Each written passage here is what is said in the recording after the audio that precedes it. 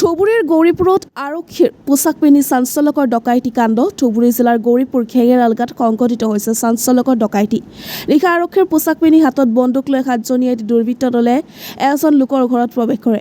আৰক্ষীৰ পৰিচয় দি ঘৰ তালাচীৰ নামত ডকাইতে লুটিলে নগদ ধন, 5 লক্ষাধিক টকাৰ সোণৰ অলংকাৰ। ডকাইতি কৰাৰ এক নতুন কৌশল। ডকাইতৰ হাতে হাতে মৰণাস্ত্ৰ পিন্ধনত খাকী পোছাক, মুখত মাস্ক পিন্ধি ডকাইতি।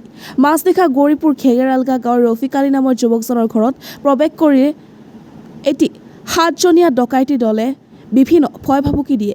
ৰফিক আলী পেছাত LICৰ DO। ৰফিক আলীৰ ঘৰত 7জনীয়া আৰক্ষীৰ পোছাক পিন্ধি ডকাইতি দলটোৱে পৰিচয় দিছিল গৌৰীপুৰ আৰক্ষী থানাৰ বুলি।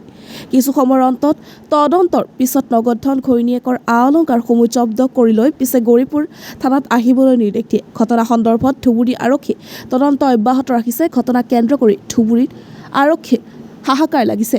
Bureau report, north east frontier news. ৰাতি 12:50 মান বজাত তাৰমানে মোৰ ঘৰৰ ৰাতি ঘৰত বাহিৰৰ পৰা মানুহে মাতি আছিল আৰু কি, মোক নাম মাতি আছিল আৰু দৰ্জা মোৰ গ্ৰিলটো ঠকঠকাই আছিল আৰু কি। ঠকঠকাই থকাৰ সময়ত মই আহিলোঁ, ঘৰৰ ভিতৰৰ পৰাই চালোঁ পুলিচৰ মানুহ আৰু কি। পুলিচৰ মানুহ চব ড্ৰেছত আছে।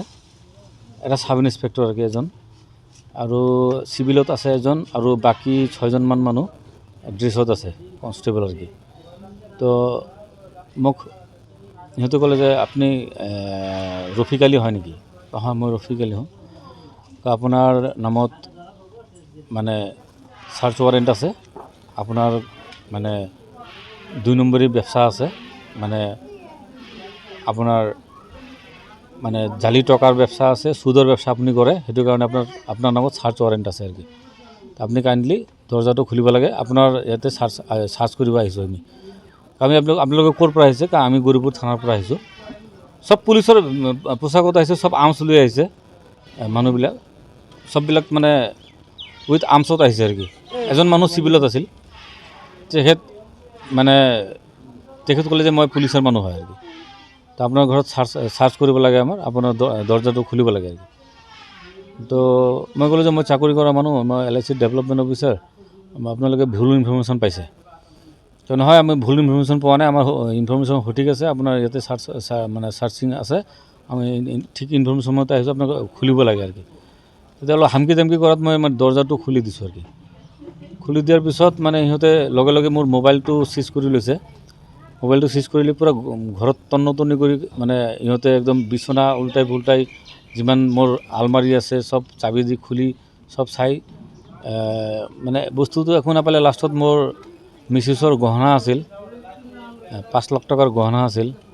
গহনাৰ লগতে মোৰ মানি বেগটো আছিল আলমাৰীত, এই আলমাৰীটোত মানি বেগটো লৈ গৈছে। লগতে মোৰ ATM কাৰ্ড, পেন কাৰ্ড, আধাৰ কাৰ্ড, যিমান ডকুমেণ্টছ আছে ডকুমেণ্টছবিলাক লৈ লৈছে।